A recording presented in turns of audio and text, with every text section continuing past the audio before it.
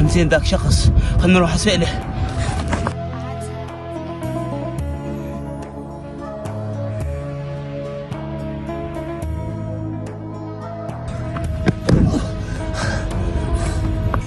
يا معاذ ايش بك تركض؟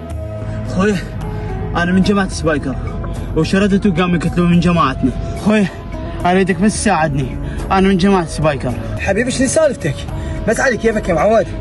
يا سبايكر انت منين جاي؟ امشي خلنا قاعدين هناك وافهمك. خوي احنا 1700 شخص وقتلونا كنا الدواعش، وانا صار لي يومين شردت من يمهم وهسه يلا وصلت. البقية بحياتك يا حبيبي، والحمد لله واشكر على سلامتك، ان شاء الله ما نشوف شر.